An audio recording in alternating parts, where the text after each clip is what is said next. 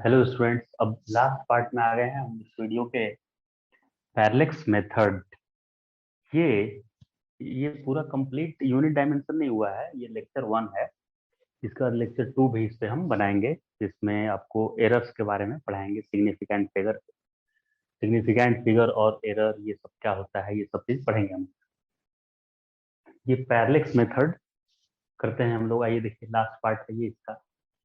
और ये बहुत सारे बच्चों का डाउट रहता है, आपका भी होगा ही, मुझे लग रहा है डाउट। आप सोच कर देखिए, आपको पैरेलक्स आता है क्या? अगर पैरेलक्स मेथड आपको आता है तो एनसीईआरटी का क्वेश्चन, एनसीईआरटी का एग्जाम्पल, एनसीईआरटी बुक का पेज नंबर 12। पहले आपको कंफर्म करना है कि आपको पैरेलक्स आता है कि नहीं आता है, ये चेक करना है। तो आप पेज नंबर 19, एनसीईआरटी का पेज नंबर 19 का एग्जाम्पल 2.2 है। ये आप खुद से ट्राई कीजिए सॉल्व करने के लिए। अगर ये सॉल्व हो जाएगा तो समझिए आपको पता है पैरेलक्स मेथड। नहीं सॉल्व होता है तो वीडियो देखिए ध्यान से, ठीक। तो पहले हम समझेंगे कि ये पैरेलक्स क्या होता है, फिर हम देखेंगे कि पैरेलक्स मेथड का यूज करके और कैसे हम लोग डिस्टेंस ऑफ स्टार, सन हम अर्थ से कितने डिस्टेंस पे है, मून कितने डिस्टेंस पे है, ये सब इसी मेथड का यूज करके पता किया गया है। पहले हम बात करेंगे पैरेलक्स क्या होता है। तो मेरे हाथ में ये दो पेन है, आप भी दो पेन को ऐसे अपने हाथ में रख लीजिए। तो ये ब्लू वाले पेन को एकदम रेड के मैं सामने रखा हूँ, देखिए एकदम सामने मैं ऐसे रखा हूँ। अब भी यहाँ से देख लीजिए ऐसे। ये रेड वाले को मैं ब्लू वाले के एकदम, हम ऐसे तिरछा घूम जाते हैं ताकि आपको दिखे। मैं रेड वाले के एकदम सामने ब्लू वाले को रखा हूँ मैं। अब ये ब्लू वाले पे, अब इसके ब्लू वाले पेन के टिप पे देखना है। एक बार दाहिने आंख से देखना है, एक बार बाएं आंख से देखना है, अलग अलग। तो मैं राइट आई से पहले देख रहा हूँ, फिर लेफ्ट से देख रहा हूँ, फिर राइट से देख रहा हूँ। मैंने इसको सामने रखा है ऐसे। तो जब आप राइट वाले आंख से देखेंगे तो ये अलग जगह दिखेगा। राइट वाले को क्लोज कर देंगे, लेफ्ट वाले से देखेंगे तो ये अलग जगह दिखेगा। ये रेफरेंस के लिए लिए हैं, रेड वाले का कुछ काम नहीं है, रेड वाले को रेफरेंस के लिए लिखे हैं कि पहले मैंने तो इसको रेड वाले के सामने रखा है। तो मैं राइट वाले आई से देख रहा हूँ तो अलग जगह दिख रहा है, और लेफ्ट वाले से देख रहा हूँ तो ये इधर चला जा रहा है मेरे केस। मतलब मुझे लग रहा है, देखिए मैं जैसा एक्सपीरियंस कर रहा हूँ बता रहा हूँ, आप भी खुद से देखिएगा। देखना किसको है, ब्लू वाले को। इसको मैं रेफरेंस के लिए रखा हूँ कि इसके सामने दिखता है कि इससे इधर दिखता है कि इधर दिखता है। तो पहले मैं एकदम सामने रख दिया, दोनों आंख खुला कर। फिर जब मैं ये वाला लेफ्ट आई क्लोज किया हूं ना, दाहिना आंख क्लोज करेंगे तो ये पेन इधर चला जा रहा है, मतलब लग रहा है कि इधर चला गया। अब बायां ये लेफ्ट क्लोज कर रहे हैं तो इधर आ जा रहा है, राइट क्लोज कर रहे हैं तो उधर। मतलब जो आंख क्लोज कर रहे हैं ना, ये उसी तरफ शिफ्ट कर जा रहा है। जबकि ये है उसी जगह, ब्लू वाला मार्कर उसी जगह रखा हुआ है। लेकिन आप अगर राइट आई से देखिएगा तो थोड़ा इधर दिखेगा, ये रेड के रेस्पेक्ट में। अभी रेड के पूरा सामने रखिए, तो राइट वाला आंख क्लोज कीजिए तो ये थोड़ा सा इधर चला जाएगा, आपको लगेगा। फिर लेफ्ट वाला कीजिएगा तो इधर आ जाएगा, मतलब सामने नहीं दिखेगा। तो ये जो शिफ्ट कर रहा है राइट से लेफ्ट आई से देखने में, जिस जो इसका पोजीशन शिफ्ट कर रहा है, यहाँ से यहाँ दिखने लग रहा है, ये एक्चुअली में यहाँ से यहाँ नहीं जा रहा है। एपरेंट मतलब अपीयर हो रहा है, मुझे ऐसा लग रहा है। तो एपरेंट डिस्प्लेसमेंट आ रहा है, जबकि ये है उसी जगह, ब्लू वाला मार्कर उसी जगह रखा हुआ है। लेकिन आप अगर राइट आई से देखिएगा तो थोड़ा इधर दिखेगा, ये रेड के रेस्पेक्ट में। अभी रेड के पूरा सामने रखिए, तो राइट वाला आंख क्लोज कीजिए तो ये थोड़ा सा इधर चला जाएगा, आपको लगेगा। फिर लेफ्ट वाला कीजिएगा तो इधर आ जाएगा, मतलब सामने नहीं दिखेगा। तो ये जो शिफ्ट कर रहा है राइट से लेफ्ट आई से देखने में, जिस जो इसका पोजीशन शिफ्ट कर रहा है, यहाँ से यहाँ दिखने लग रहा है, ये एक्चुअली में यहाँ से यहाँ नहीं जा रहा है। एपरेंट मतलब अपीयर हो रहा है, मुझे ऐसा लग रहा है। तो एपरेंट डिस्प्लेसमेंट मतलब कि लेफ्ट से देख रहे हैं हम, मतलब राइट से देख रहे हैं तो मुझे जहां भी दिखा, लेफ्ट से देखे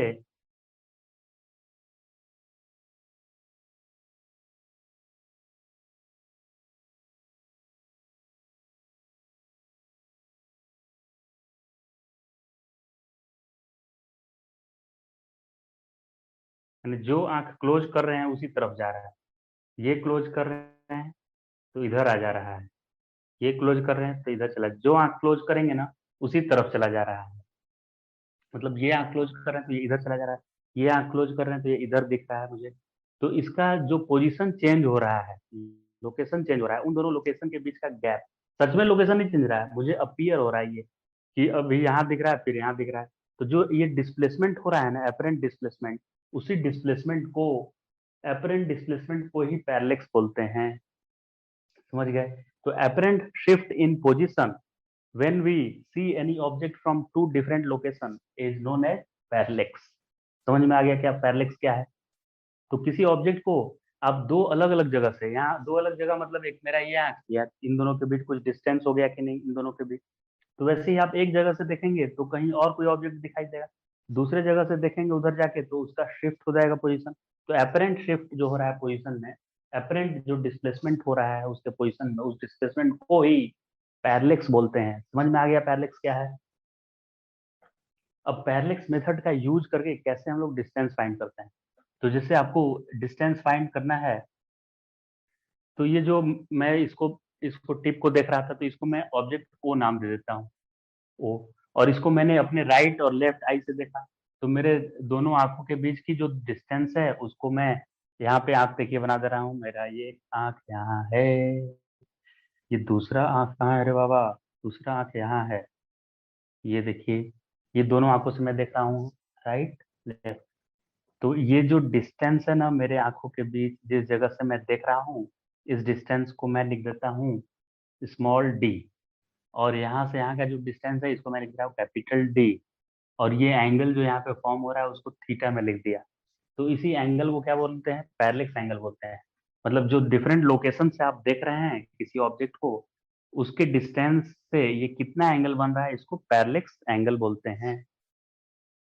अब ये वाला पॉइंट क्या है? ये पेन है, और ये आपका एक आंख है लेफ्ट आई और ये राइट आई, तो आपकी आंखों के बीच की दूरी है ये, और ये इस पेन का आपके आंखों से दूरी है, ये कैपिटल डी मैंने लिखा है। अब मान लेते हैं इस ऑब्जेक्ट की जगह पर, इस पेन की जगह पर मुझे ये सन होता, और मुझे सन का डिस्टेंस पता करना पड़ता कि अर्थ से कितना है डिस्टेंस, सन का डिस्टेंस अर्थ से कितना है पता करना होता। तो क्या करते, हम अर्थ अर्थ का डायमेट्रिकली अपोजिट पॉइंट ले लेते। मतलब अर्थ का डायमीटर कितना होता है? 60 डी।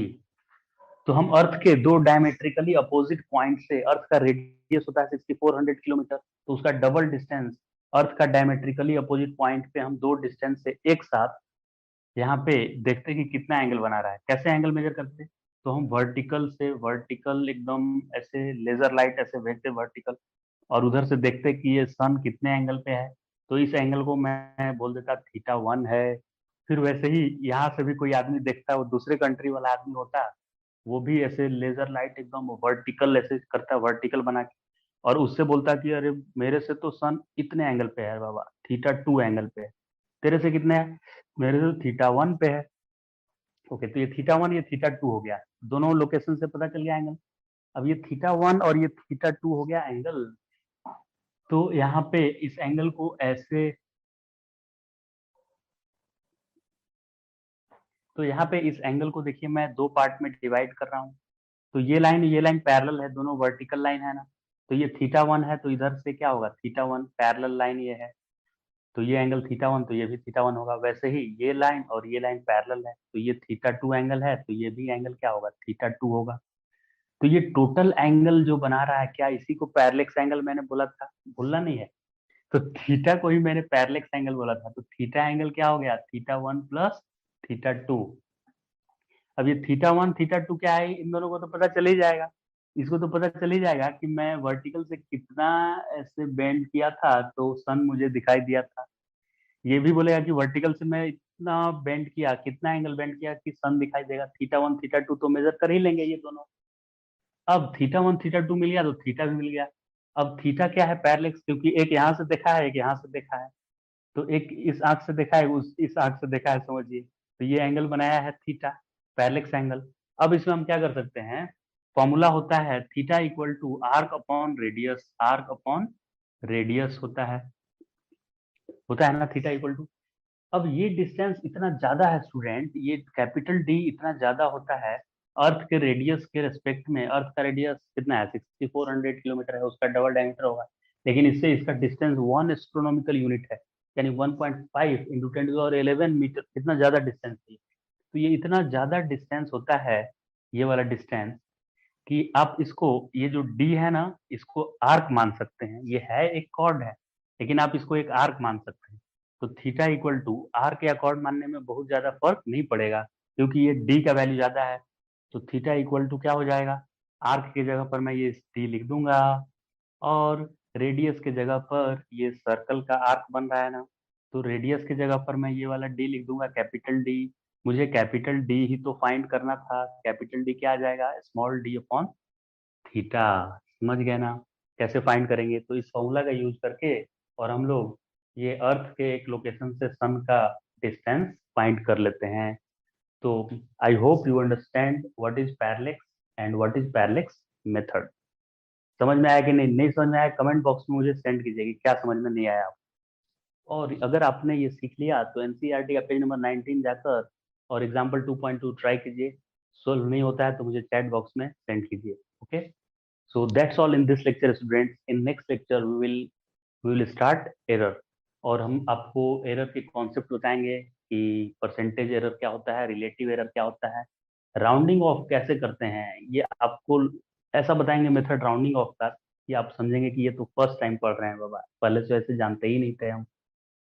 तो आप इंतजार कीजिए हमारे उस वीडियो का जिसमें मैं rounding off, errors, significant figure, ये सारे चीज को मैं पढ़ाऊंगा आपको। तो इस वीडियो को यहीं पे खत्म करते हैं students. So thank you so much for watching this video. Please do like this video and share with your friend. Thank you.